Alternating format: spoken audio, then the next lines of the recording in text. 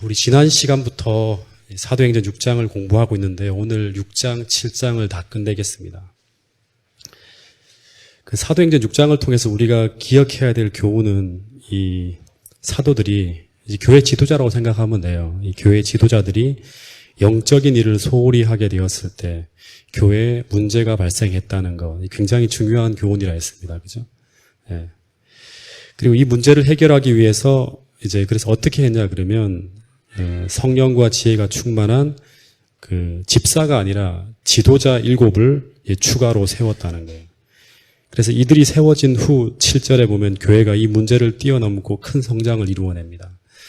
그래서 이 사도 시대에 이 7 지도자의 선출은 교회 성장에 굉장히 중요한 원인이 되었다고 말씀을 드렸어요. 그러니까 이 분위기가 영적으로 말씀과 기도의 분위기를 쫙 흐름을 타고 갈 수 있도록 이제 하나님께서 7명의 영적인 지도자를 더 세웠다는 거죠. 그죠?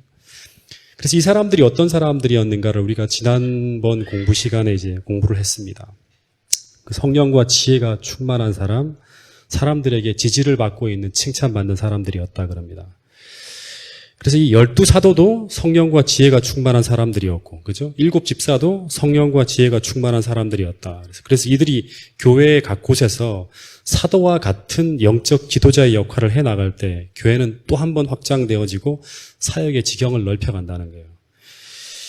그래서 오늘 이제 이 선출된 7 지도자 중에 한 사람인 스데반에 대한 이야기를 오늘 이제 다 나눌 거예요. 이제 오늘 6장부터 시작해서 7장까지. 여러분, 이 스데반이 어떤 사람들이죠? 어떤 사람이죠? 이 인물은요, 성경에 예언된 사건의 한 중심 역할을 한 역사적인 인물입니다. 네. 이제 이 사람을 오늘 공부하겠지만, 이 기독교가 세워진 이래, 이 기독교라는 건 이제 사도행전의 그 초대교회죠, 그죠? 그 교회가 세워진 이래, 복음을 위해 최초로 순교하는 순교자예요, 이 사람은. 사도들이 먼저 순교한 게 아니라 이 스데반이 제일 먼저 순교합니다. 아나니아와 삽비라는 순교자가 아니죠, 그죠? 그 죄를 자기 죄 때문에 죽어가 나간 사람이. 근데 이 사람에 대해서 우리가 이미 공부한 적이 있습니다. 이 사람에 대해서, 이 사람의 이 죽음에 대해서 성경은 이제 이 사람의 죽음을 통해서 교회가 어떤 일이 이제 벌어질 건지에 대한 예견되어진 이제 예언이 있죠. 혹시 기억하십니까? 다니엘서를 공부할 때 이 사람이 죽음으로 유대를 향한 이제 어떻게 보면 이제 그 이스라엘을 향한 1500년간의 하나님의 언약이 이제 끝이 납니다. 예. 당시에 이제 유대교 사람들은 몰랐죠. 스데반을 죽일 때는. 예. 다시 말해 유대를 향한 하나님의 마지막 초청이 끝이 나고 이제 더 이상 이스라엘이 하나님의 선택되어진 민족으로서 그 언약이 소멸되어지는 게 바로 이제 오늘 공부하는 이 스데반이라는 사람이 죽어나가는 거예요. 그리고 이 사람의 죽음으로 말미암아 이제 이 복음이 사마리아와 땅끝까지 퍼져나갑니다. 이 스데반이 순교한 날이 언제입니까? 서기 34년이에요. 예. 서기 34년. 이 날이 바로 다니엘서 9장에 나온 내 백성과 70일에로 기한을 정하였나니 하면서 그 정해진 기간이 끝마쳐지는 날이 바로 스데반이 죽는 거예요. 그래서 이 스데반은 마지막 때 이제 이 예수님이 이제 이 이스라엘과의 마지막 이별을 생각하시면서 마지막으로 유대 땅에 보내어진 예수님의 심정과 마음을 가지고 피토하면서 이제 마지막 호소를 하는 사람이 바로 이 스데반이라는 사람이에요. 마지막 선지자라 할 수 있겠죠. 제가 볼 때는. 그래서 이 다니엘서 9장에 예언이 성취되어지는 이 유대민족이 한 선택된 민족으로서 끝이 나는 그 역사적 현장이 바로 스데반의 이제 죽음이에요. 이야기예요. 자, 그러면 이제 이 사람의 이야기를 한번 들어가 보도록 하겠습니다. 먼저 6장 8절부터 15절까지를 읽어볼게요. 이 사람이 얼마나 대단한 사람인지를 오늘 여러분들에게 좀 소개를 해드리려고 합니다. 우리가 그냥 순교자, 돌에 맞아 죽은 사람, 이 정도 우리가 알고 있지만 얼마나 대단한 사람인지를 이제 여러분들에게 소개해 드릴게요. 자, 8절부터 15절까지 읽어보겠습니다.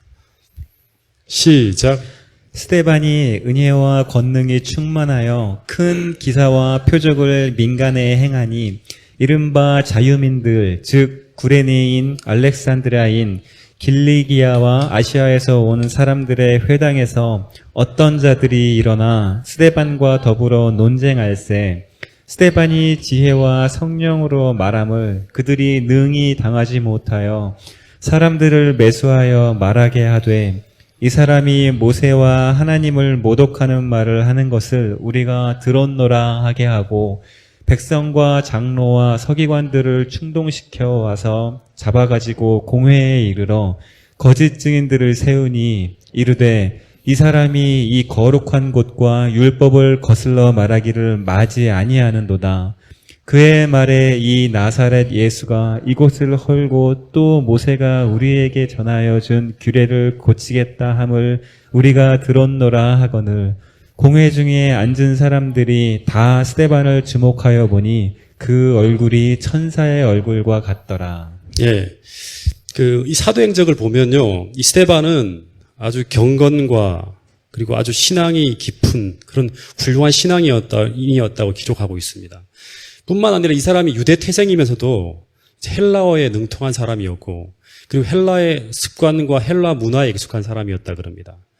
그래서 이 스데반이 집사로 안수받은 다음에 이 스데반이 유대에 있는 헬라파 유대인들에게 복음을 전하기 위해서 파견되어지는 사람이 바로 이제 이 스데반이에요. 그러니까 교회 일만을 돌보는 사람이 아니라 선교사로 이제 파송되어져 나가는 거예요.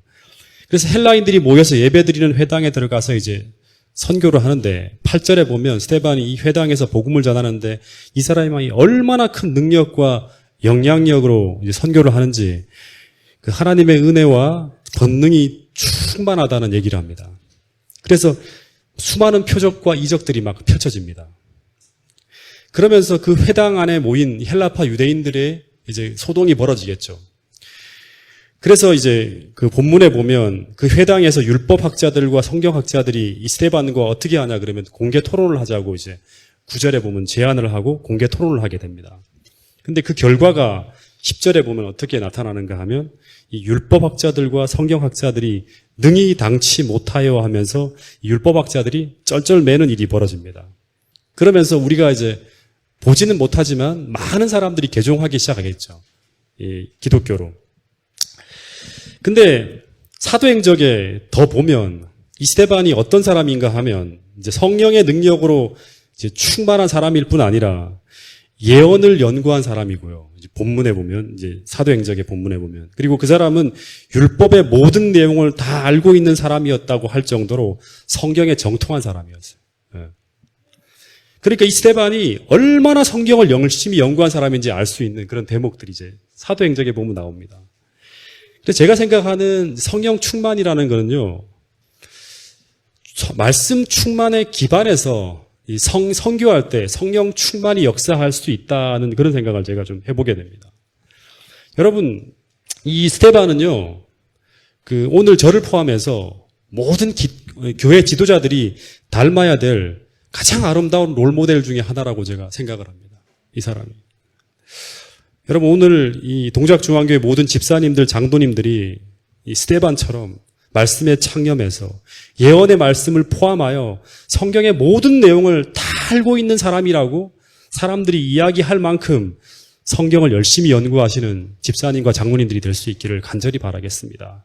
마지막 이 전환기 시대, 또 여러 가지 혼란한 시대, 예수님의 재림을 우리가 맞이해야 될 그 단계에서 우리가 스데반과 같은 그런 역할을 할 사람들이 바로 오늘 이 마지막 시대를 살아가고 있는 여러분과 저라는 사실을 꼭 기억하게 되기를 간절히 바라겠습니다. 어쨌든 이 회당의 율법학자들이 스데반과의 토론에서 이제 밀리자 11절에 보면 회중들을 동원해 갖고 이 스데반이라는 사람이 모세와 하나님을 모독하는 말을 하고 그런 것을 우리가 들었다고 하면서 성경 토론이 아니라 이제 거짓 증인들을 세워서 스데반을 이제 공경에 빠뜨리라고 합니다. 우리가 마지막 때 이런 토론들을 좀 하게 될까요? 진리를 놓고 새 천사의 기별을 전하게 되면, 네. 그죠? 바벨론이 이렇다고 얘기를 하게 되면 수많은 사람들하고 스데반처럼 공개 토론을 하는 장소들이 많이 있을 거예요. 법정이나 또는 뭐 여러 장소에서. 근데 제가 확신하는 것은 성령이 충만한 사람은 그 누구도 당해내지 못한다는 거예요. 토론에서 가장 중요한 게 뭔지 아십니까? 제가 토론하는 거를 가끔씩 보는데요. 토론에서 제일 중요한 게 뭔지 아십니까? 바로 여유와 확신이에요. 여유와 확신. 예. 예수님이 그 좋은 예인데 이제 헤롯이 아무리 예수님을 앞에 놓고 난리를 치고 가야바도 아무리 이제 예수님의 어떤 그런 이야기들을 놓고 이제 막 토론을 하면서 이 난리를 쳐도 예수님은 그 흥분한 사람들의 페이스에 휘말리지 않고 침묵해야 할 때 침묵하면서 해야 될 말만 딱딱 던집니다. 그리고 그 한마디 한마디가 완전히 막 그 분위기 전체를 막 이끌고 가는 그런 일들이 벌어집니다. 예수님이 성령 충만한 사람이었죠. 그죠? 그래서 제가 볼 때 성령의 인도함을 받는 사람은, 다시 말해 성령이 충만한 사람은 항상 여유가 있어요. 근데 이런 여유와 확신, 이것을 다른 말로 하면 침착함인데 이것이 어디에서 오는가 하면 1차적으로는 하나님이 내 편이다. 다시 말하면 하나님이 나와 함께 계신다는 이 확신 속에서 오는 거예요. 다시 말해 하나님이 지금 나를 돕고 계신다는 확신에서 오는 거예요. 이 하나님이 주시는 이 온유와 다시 말하면 여유로 토론하는 그 자리에서 스데반처럼 우리는 침착하게 상대와 이렇게 이야기할 수 있는 거예요. 그래서 이 반대편에 있는 사람, 다시 말하면 성령이 충만하지 않고 이제 어떻게 보면 이제 토론 속에서 이제 감정을 가지고 막 움직이는 사람들은 이 감정 컨트롤이 안 돼갖고 언제나 실수를 하게 됩니다. 그래서 그것을 만회하기 위해서 이 사람들은 진리가 아니라, 다시 말하면 진리를 놓고 벌이는 토론이 아니라 거짓 증인과 거짓 수를 동원하는 거예요. 어쨌든 이 토론에서 이제 스데반이 완전히 이 회당의 유명한 유대인 율법학자들을 완전히 압도합니다. 그러면서 이 사도행적에 보면 이 스데반을 유대교 율법학자들이 어떻게 진단을 하는가 하면 대단히 위험한 인물로 간주하면서 죽여야 된다는 결론을 내리는 거예요. 왜 죽여야 되는가 하면 이 스데반을 살려두게 되면 유대교가 무너질 거라는 것을 느낄 만큼, 두렵게 할 만큼 위대한 인물이 바로 이 스데반이라는 사람이었어요. 그만큼 대단한 인물이라는 거예요. 여러분, 이 스데반이라는 사람의 사역에 대해서 성경에는 굉장히 짧은 기록으로만 남겨져 있지만 제가 이 사도행적을 읽고 난 다음에 또 성경을 보면서 내린 결론은 뭐냐 그러면, 만약 스데반이 여기서 순교하지 않았다면, 살아났다면, 순교하지 않았다면 그 이후에 어떤 일을 하게 될까요? 이 사람이. 제가 볼 때는 사도 바울과 같은 일을 했을 거라는 생각을 하게 됩니다. 왜냐하면 이 스데반은 사도 바울이 갖춘 모든 것들을 다 갖추고 있는 인물이에요. 아시겠습니까? 헬라어에 능통해요. 이 사도 바울이란 사람은 이방을 향한 하나님의 선교자로 세움을 받았죠. 근데 그 이방을 향한 선교자가 되기 위해서 이 사도 바울은 다소 출신이에요. 그죠? 헬라 문화와 헬라어에 능통한 사람이었어요. 근데 스데반도 똑같이 헬라어에 능통하죠. 헬라 문화에 익숙하죠. 그리고 신학적으로도 율법학자들을 다 쓰러뜨릴 정도로 신학적으로도 이 기독교에 대한 이론적 정립이 탄탄하게 갖추어진 인물이 바로 누구냐 그러면 스데반이었어요. 율법학자들이 다 넘어지잖아요. 예. 다시 말해서 12사도들이 하지 못하는 역할을 해내고 있는 사람이 바로 누구냐 그러면 바로 스데반이에요. 예. 그래서 이 스데반이라는 사람이 순교했을 때 당시 초대교회는요, 사도행적을 보면 이 사람의 죽음을 너무나 애석하게 생각했다 그래요. 너무나 아까운 인재가 순교했다고. 예. 어쨌든 이런 위험한 인물이 엄청난 영향력으로 회당의 사람들을 가르치고 있었으니 이제 이 백성과 장로들, 서기관들이 사람들을 충동시켜서 이 스데반을 바로 잡아서 어디로 이제 내보내냐 그러면 강제로 소환해서 사내들인 법정에 세우게 됩니다. 그래서 이 사도행전 1장부터 쭉 따라온 사람은 알겠지만 그 법정에 세워지는 사람으로서 사도들이 아닌 사람이 최초로 세워지는 게 바로 이 스데반이에요. 스데반이라는 인물이 최초로 이제 공회 앞에 세워지는 거예요. 그래서 이제 제가 이제 그 스데반이 소환되어져 갖고 이제 사내들인 공회에 세워지게 될 때 저를 또 한 번 놀라게 하는 일이 이 사도행적에 기록되어져 있는데 그것이 무엇인가 하면 이 스데반이 잘못되어진 사람이라는 것을 이제 법정에서 입증을 해야 돼요. 그죠? 그리고 공개적으로 수많은 사람들이 보는 앞에서 이 스데반이라는 사람이 증거하고 있는 이 이론적 체계가 잘못된 것이라는 것을 공개적으로 이제 이 사람이 이제 입증을 해야 돼요. 그래서 이 스데반을 상대할 율법학자들이 동원되어지는데요. 사도행적을 보면 이 스데반을 논쟁으로 깨트리기 위해서 예루살렘뿐 아니라 인근 나라에서 있는 뛰어난 율법학자들까지 소환되어져 왔다 그럽니다. 한번 읽어보세요. 와, 굉장한 사람이에요, 이 사람이. 그 중에 한 사람이 누군지 아십니까? 이 법정 토론에서 이 스데반을 깨트리기 위해서 여러 인근에서 유명한 어떤 그 율법학자들, 최고의 학자들을 다 동원하는데 그 중에 한 사람이 바로 누구냐 그러면 다소 출신의 사울이라는 사람이에요. 예. 예. 다소 출신으로서 이제 이 사람은 누구냐 그러면 사울이라는 사람이 가말리엘 학파에서 가말리엘의 수하에서 이제 힐렐 학파의 가말리엘의 수하에서 최고의 학생이었던 사람이죠, 그죠? 이 사람을 이제 불러오는 거예요. 그리고 실제로 사도 바울이 이 스데반과의 법정에서 벌인 이 디베이트, 토론에서 스데반의 신문을 주도합니다. 토론을 주도하는 거예요. 그리고 공개적으로 스데반의 잘못을 학문적으로 입증하기 위해서 다시 말하면 이 스데반을 죽이는데 지도적인 역할을 했던 사람이 누구냐 그러면 바로 사울이라는 사람이에요. 그 이야기가 사도행전에 기록되어 있습니다. 그래서 이날 이 법정에서 이 사내들인 대표인 사도 바울과 기독교의 학문적 대표인 스데반이 격렬하게 이제 수많은 사람들이 보는 앞에서 토론이 벌어지는 거예요. 누가 옳은지를 이제 하나님께서 온 사람들이 보는 앞에서 공개 토론을 벌이는 거예요. 이제 사도들은 어떻게 보면 학문적으로 이렇게 이제 하지는 못하죠, 그죠? 성경을 놓고 기독교가 무엇인지, 무엇을 가르치는지, 학문적으로 잘못됐는지, 맞는지에 대한 것들을 격렬한 토론이 벌어지는 거예요. 스데반이 기독교의 대표, 그 다음에 사도 바울은 유대교의 대표로 이제 토론이 벌어지는 거예요. 사도행적에 보면 이런 글이 있습니다. 사울은 이 사건을 지지하는 무게 있는 응변과 랍비의 이론으로 백성들로 하여금 스데반이 기만적이요 위험한 교리를 전파하고 있다고 확신시키려고 노력하였다라고 적혀 있습니다. 근데 이 스데반과 바울이 토론을 하면 할수록 이 사도행적을 보면 이 바울은 스데반이 하나님의 말씀을 온전히 깨닫고 있는 사람임을 확신하지 않을 수 없었다 그럽니다. 토론을 하면 할수록 사도 바울이 이 스데반이라는 사람이 그냥 이단이 아니라 진짜 하나님을 믿고 있는 사람임을 확신하지 않을 수 없었다 그럽니다. 오늘 우리가 전하는 기별, 우리가 사람들을 만날 때 스데반과 같이 우리가 토론을 해야 되고요. 스데반과 같이 성령 충만함으로 사람들에게 이야기한다면 오늘 우리는 지금보다 훨씬 더 많은 사람들을 진리로 인도할 수 있을 거라고 제가 확신합니다. 다시 말해 이제 성경을 거의 다 알고 있다고 할 수 있는 유대교의 최고의 학자인 사도 바울이 설득되어질 정도로 이 스데반의 이 논증이 강력했다는 거예요. 물론 성령의 능력으로 그가 흔들렸겠지만 이 학문적 체계 속에 놓여진 이 이론적 바탕이 있어야지만 성령이 그것을 활용할 수가 있겠죠. 그죠? 아무것도 없는 사람은 그 앞에 세울 수가 없는 거예요. 그래서 우리가 이 사도 바울이 이제 우리가 알고 있기로는 스데반의 죽음에서 감동을 받고 회심이 시작되었다고 우리가 알고 있었지만 실제로는 이 논쟁과 토론 속에서 벌써 이 스데반이라는 사람이 하나님의 사람이라는 확신이 이미 바울의 마음속에 시작되었음을 우리가 알 수 있습니다.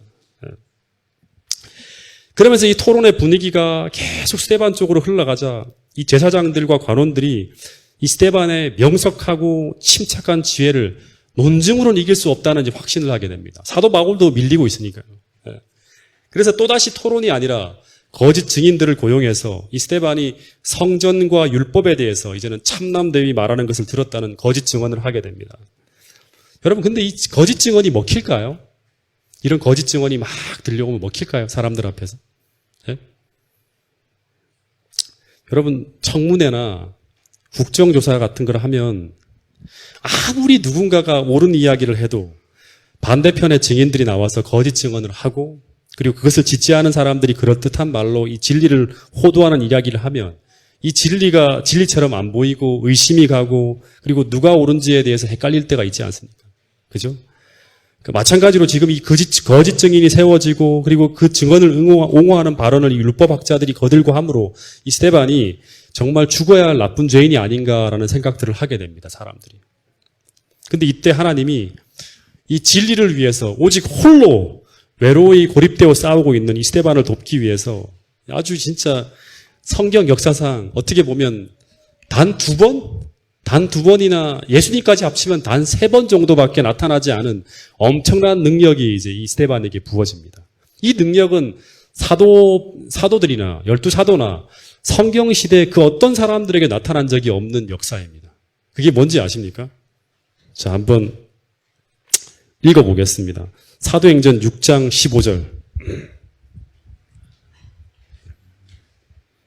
같이 읽어보겠습니다. 시작. 공회 중에 앉은 사람들이 다 스데반을 주목하여 보니 그 얼굴이 천사의 얼굴과 같더라. 예, 천사의 얼굴과 같더라. 그 얼굴이 마치 이 많은 사람들이 지금 거짓 증언을 하죠. 말로 지금 싸우고 있는 거예요.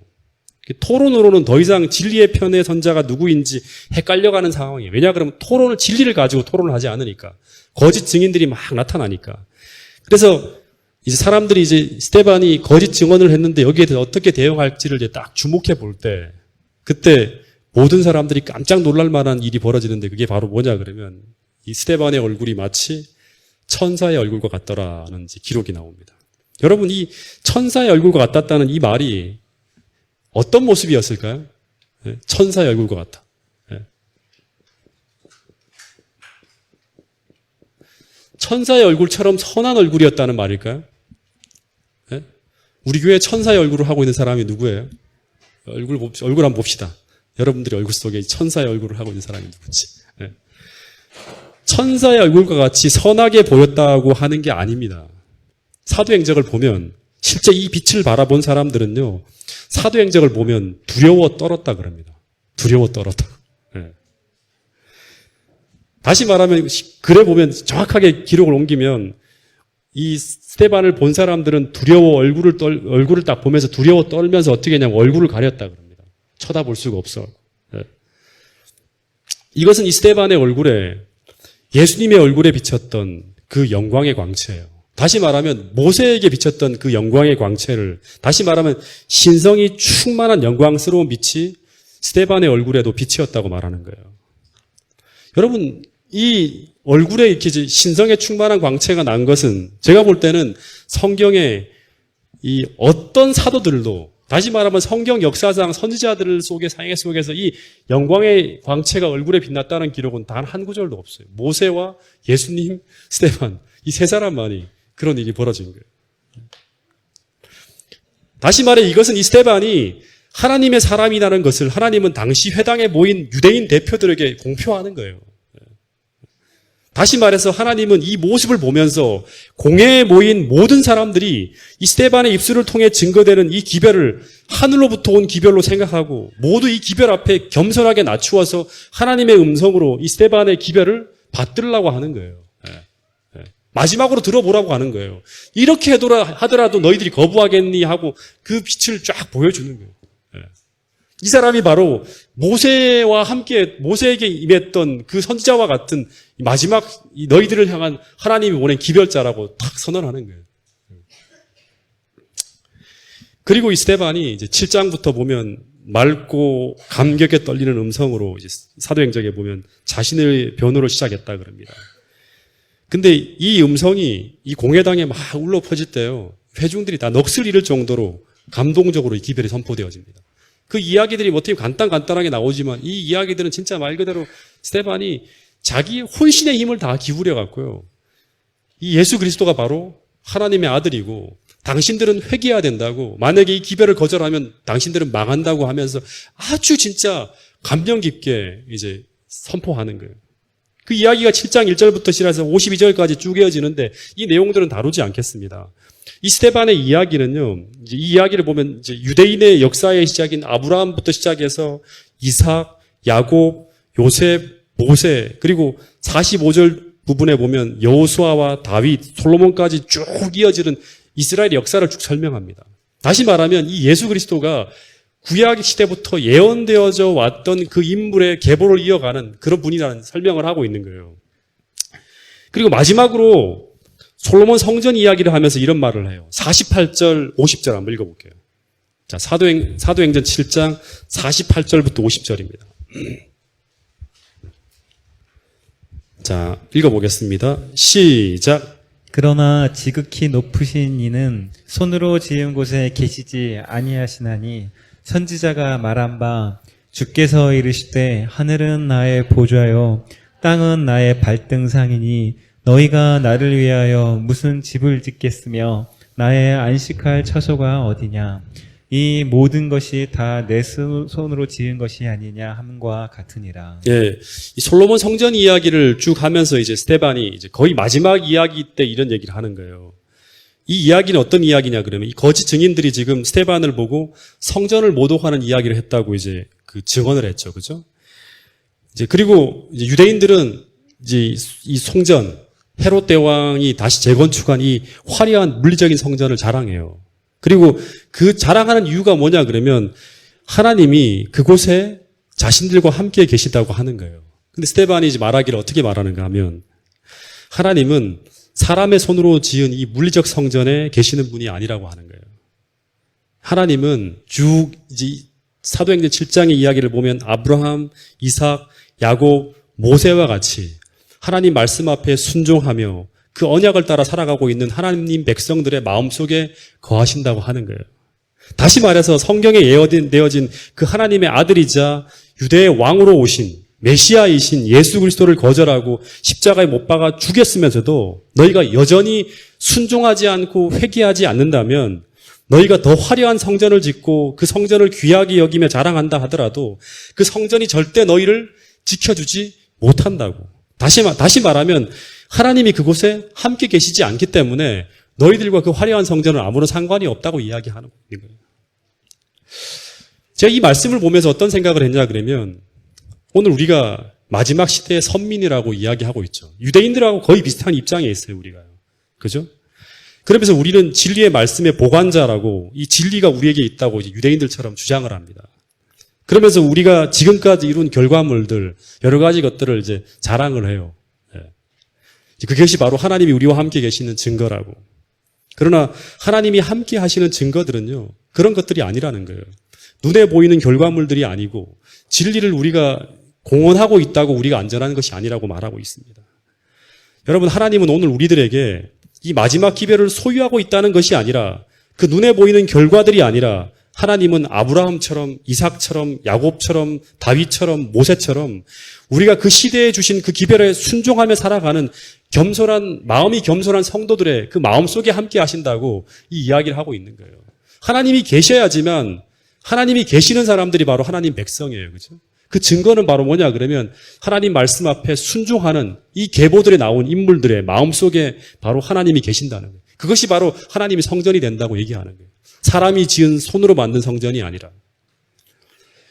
여러분, 오늘 우리의 마음속에도 하나님이 거하시기에 합당한 그러한 순종하는 마음을 가진 백성들인지 우리 스스로를 한번 살펴보는 이 시간이 될 수 있기를 간절히 바라겠습니다. 근데 이 이야기가 이쯤 나가자 다시 말해 이제 스데반이 예수님을 예언들과 연결시키고 그리고 성전에 대해서 이제 말하는 거예요. 직접적으로 말하게 되자 이 참석한 사람들의 마음이 전부 다 스데반의 설교 속으로 쏙 빨려 들어갑니다. 그러자 이 분위기가 위험하다고 판단되어졌던 한 인물, 대제사장이 갑자기 벌떡 일어나서 예수님 때 했던 것과 똑같이 공포에 질린 듯이 그 예복을 확 찢어버립니다. 다시 말하면 이 행위는 뭐예요? 예수님이 죽여야 될 죄라고 생각할 때 이제 옷을 예복을 찍었잖아요. 이 참담된 죄를 더 이상 내가 지켜볼 수 없다고 하는 것처럼 이제는 이 스데반을 죽이겠다는 신호였어요. 바로 옷을 찢으면서. 다시 말해 더 이상 이 진리와 이 성전과 사내들인을 모독하는 이 말을 더 이상 들을 수 없다고 하는 거예요.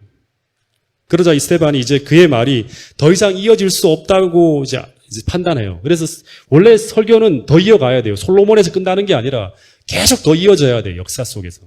근데 설교를 중단합니다. 중단하고 이 격분하고 있는 재판장들을 향해서 마지막으로 자신의 죽음을 인식하고 마지막으로 던진 말이 이 말입니다. 51절부터 53절. 자, 같이 읽어보겠습니다. 시작. 목이 곧고 마음과 귀에 할례를 받지 못한 사람들아, 너희도 너희 조상과 같이 항상 성령을 거스르는도다. 너희 조상들이 선지자들 중에 누구를 박해하지 아니하였느냐? 의인이 오시리라 예고한 자들을 그들이 죽였고 이제 너희는 그 의인을 잡아준 자요 살인한 자가 되나니 너희는 천사가 전한 율법을 받고도 지키지 아니하였도다 하니라. 예, 마지막으로 던진 이 기별은 정말 무시무시한 기별입니다. 첫 번째, 이제 이 회당에 있는 공회 지도자들과 유대의 백성들을 향해 첫 번째 던진 말이 뭐냐 그러면 목이 곧고 그 다음에 마음과 귀에 할례를 받지 않았다 했죠. 그죠? 예. 이게 이제 무슨 말인가 하면 한마디로 말하면요. 이 말은 겸손하지 못하고 교만하다는 거예요. 예. 오늘 이 말씀을 좀 마음속에 많이 새길 필요가 있는 것 같아요. 저를 포함해서. 겸손하지 못하고 교만하다는 거예요. 목이 곧다는 말은 하나님 앞에 머리를 숙이지 않는다는 거예요. 예. 다시 말하면 신앙적으로 겸손하지 못하다는 말이에요. 이 사람들은 위험할 수가 있어요. 예. 그리고 마음과 귀에 할례를 받지 못했다는 이 말은 무슨 말인가 하면 할례를 받지 않았다는 건 뭐예요? 할례를 받았다는 건 뭐예요? 하나님께 속했다는 거죠. 다시 말하면 할례를 받지 못했다는 이 말은 무슨 말이냐 그러면 마음과 귀가 하나님께 속해 있지 않는다는 거예요. 하나님이 주신 음성들을 들을 수가 없는 귀예요. 이 귀는. 다시 말하면 하나님의 말씀 앞에 하나님으로부터 온 기별 앞에 머리를 숙이지 않는다는 거예요. 굉장히 위험한 마음이에요. 그러니까 교회를 오래오래 다니고 성경을 수많은 시간 동안 연구했던 이 성경에 정통한 사람들이 다 목이 곧고 하나님 앞에 목이 곧고 마음과 귀가 하나님께 속해 있지 않은 그런 마음을 가지고 살아가고 있다는 거예요. 여러분 이런 분들이 교회에 있다면 정말 교회는 위험해집니다. 이런 사람들은 교회가 어떻게 되든 말든 교회 사업이 어떻게 되든 말든 하나님이 어떻게 되든 말든 오직 자신들의 이익과 명예와 기분과 감정을 따라서 행동하고 말하기 때문에 자신에게 맞지 않는 그 어떤 다른 이야기도 듣지 않고 배쳐가는 사람들이 바로 이런 사람들이에요. 굉장히 위험한 사람들. 이분들이 영향력이 커지면 커질수록 교회는 더 위험해지는 거예요. 여러분 오늘 우리 모두가 정말 하나님 앞에 하나님이 주신 그 말씀 앞에 정말 진정으로 겸손한 사람이 될 수 있기를 간절히 바랍니다. 이 스데반이 죽음을 앞두고 마지막으로 던진 이런 엄청난 능력의 말씀과 그 얼굴에 비치는 이 어마어마한 하나님의 영광의 빛을 보고도 귀로 듣고 눈으로 다 봤는데도 불구하고 전혀 엉뚱한 말을 하고 있는 거예요. 다시 말하면 목이 곧고 마음과 귀와 눈이 전부 다 하나님께 속해 있지 않기 때문에 눈으로 보고 귀로 듣고 있는데도 불구하고 하나님의 영광이 보이는데도 불구하고 그걸 거부하는 거예요. 그리고 이들은 이런 말을 해요. 이 말을 듣자 이 제사장들과 관원들이 나타난 반응이 정말 무시무시합니다. 54절 보면 무슨 말을 하고 있냐 그러면 저희가 이 말을 듣고 그 다음 뭐예요? 마음에 찔려 저를 향하여 그 다음 뭐 하죠? 이를 갈거늘. 여러분도 혹시 사도행전을 같이 따라오시는 분은 알 거예요. 이 말을 듣고 난 다음에 마음에 찔려라는 말이 어디에 처음 나오죠? 사도행전에 보면. 어디에 처음 나오죠? 사도행전 2장 37절을 보세요. 사도행전 2장 37절에 보면 베드로의 설교를 듣고 똑같죠. 베드로도 성령 충만한 가운데 그 당시에 이 오순절에 수많은 사람들 앞에서 예수님에 대한 증언을 합니다. 그때 이 회중들이 이 베드로의 말을 듣고 난 다음에 마음에 찔려라는 말이 나와요. 똑같은 단어예요. 다시 말해 하나님의 말씀이 예리한 성령의 검처럼 그들의 마음에 파고 들어갔을 때 대다수의 사람들이 이 말씀 앞에 굴복하면 어떻게 하죠? 형제들아, 우리가 어떻게 할꼬 하면서 회개하는 반응이 나오는 거예요. 이게 이제 정상적인 반응이에요. 목이 곧지 않고 마음과 귀가 하나님께 속해 있는 사람들이 나타나는 정상적인 반응이에요. 근데 그 반대로 이 사도행전 7장에서는 똑같이 이 말씀이 예리한 거물처럼 이 청중들의 마음에 쫙 파고 들어갈 때 그들의 마음에 찔림을 받았는데 그들은 이 말씀 앞에 찔림을 받았을 때 그 말씀 앞에 굴복하는 것이 아니라 정반대로 미친 듯이 분노했다 그럽니다. 그들은 이제 사도행전에 보면 인간이라기보다는 야수처럼 행동하면서 이를 갈면서 스데반에게 달려들었다 그래요. 여러분 이 모습을 보면서 저는 다시금 제 스스로를 돌아봅니다. 내가 정말 하나님 앞에 겸손한 사람으로 살아가고 있지 않으면 정말 위험한 사람이 될 수 있겠다는 생각을 하는 거예요.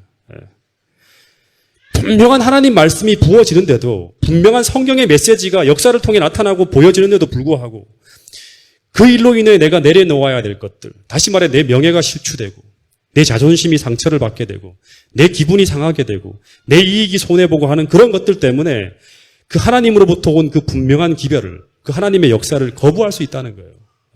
무서운 일이죠. 그죠? 다시 말해서 의도적으로 애써 보려 하지 않고 들으려 하지 않는다는 거예요. 다시 말해 의로운 사람들을 거부하고 무시하고 핍박할 수 있다는 거예요. 우리가. 이 부분을 우리가 극복하지 못하면. 다시 말해 그것이 성령의 역사라는 것을 분명히 알고 있지만 그 성령의 역사에 맞서 싸우게 되는 것도 싸우게 되는 줄도 모르고 그런 위험천만한 길을 따라갈 수 있다는 거예요. 오늘 우리가 하나님 앞에 목이 곧고 눈과 귀에 하나님의 할례를 받지 못한 그런 사람이라면 우리가 이런 위험한 일을 할 수 있다는 거예요. 여러분 다시 말합니다. 하나님 앞에 겸손한 사람이 되어야 돼요.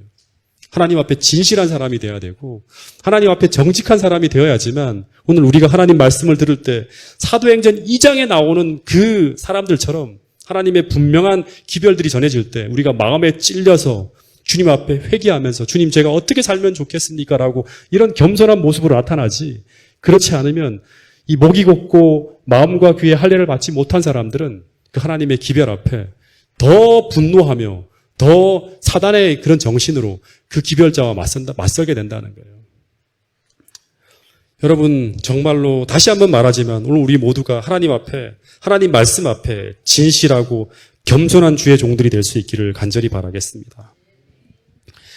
이 스데반이 이제 이 분노한 사람들 앞에서 어떤 마음으로 순교의 순간을 맞이했는가 하면요.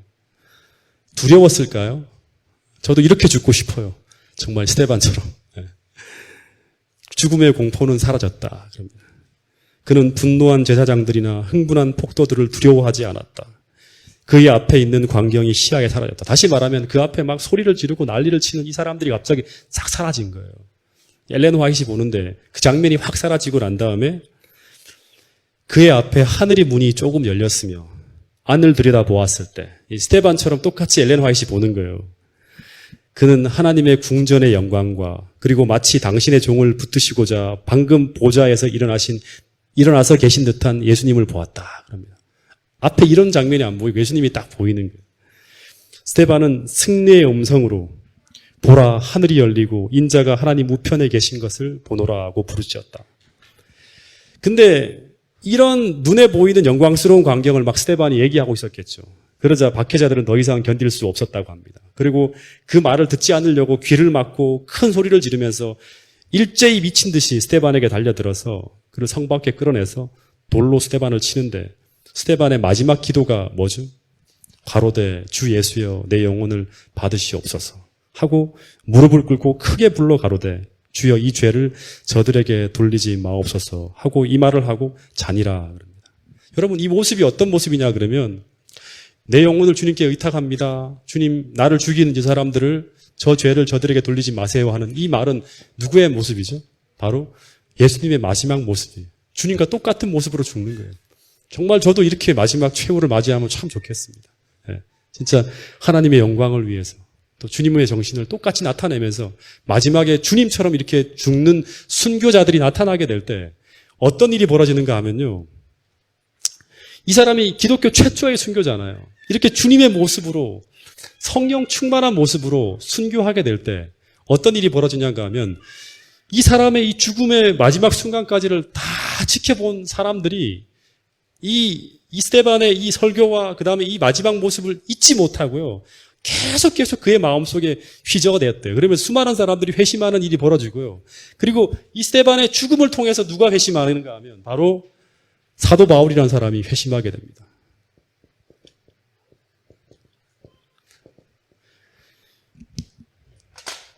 처음에는 이제 이 초대 교회에서는 이 스데반의 죽음을 때문에 너무나 안타까워하고 애석해했어요. 근데 하나님이 이 스데반을 왜 죽였을까? 왜 죽게 허락했을까? 하고 사람들이 막 애통해했죠. 근데 이 스데반이 살아 있었다면 그와 똑같은 열심으로 어떻게 보면 그 이상의 열심으로 일을 할 수 있는 사도 바울이 이제 이 스데반의 회심을 통해서 스데반이 죽어가는 그 모습을 통해 바라보면서 마음이 흔들리기 시작하고 회심하게 되는 거예요. 여러분 제가 이 모습을 보면서 어떤 생각을 했냐 그러면 오늘 이 스데반의 순교가 없었다면 사도 바울의 회심은 없었겠죠. 그죠? 우리가 이런 순교자의 헌신과 열정이 있어야지만 사도 바울과 같은 자의 회심이 일어나는다는 거예요. 다시 말하면 이런 예수님처럼 온전히 자신을 드릴 수 있는 사람이 되어야지만 수많은 사람들의 회심이 있게 되는 거예요. 오늘 우리가 이 스데반과 같은 그런 영성과 또 그런 열성과 그런 진실한 마음과 그런 마음들이 없기 때문에 오늘 내 주변에서 이 사도 바울과 같은 다른 방향으로 가는 사람들의 마음을 움직일 수 있는 감동적인 그런 어떤 선교를 할 수가 없는 거예요. 여러분, 제가 저부터 포함해서 오늘 우리가 정말 이 스데반에 대한 이야기를 읽으면서 오늘 스데반과 같은 그런 사람으로서 말씀 앞에 진실하고 그리고 또 주님을 위해서 순교자의 영성을 갖고 살아가는 그런 사람들이 이 마지막 시대의 사람들이 될 때 이 바벨론과 같은 견고한 노성에서 사도 바울처럼 전혀 엉뚱한 열심을 가지고 살아가는 사람들을 주님 앞에 인도할 수 있는 그런 사람들이 될 수 있다는 거예요. 여러분, 이 스데반의 죽음으로 말미암아 이 사내들이는 더 이상 유대 나라가 이제 이 사내들인과 유대 나라는 더 이상 하나님과 아무런 관련 없는 그런 곳이 되어 버립니다. 그리고 이 한 사람의 죽음으로 말미암아 어떤 일이 벌어지냐 그러면 이 스데반의 죽음이 기독교의 역사를 전혀 다른 방향으로 몰고 가게 만듭니다. 그래서 이 유대와 예루살렘에만 계속 머물고 있던 이 복음이 드디어 사마리아와 땅끝까지 퍼져가는 그런 이제 역사적인 어떤 새로운 흐름을 만들어내는 게 바로 스데반의 순교입니다. 오늘 우리 모두가 정말 예수님을 사랑한다 그러면 이런 스데반처럼 그렇게 우리가 하나님을 위해서 헌신할 수 있는 주의 종들이 될 수 있기를 간절히 바라면서 오늘 말씀을 줄이도록 하겠습니다.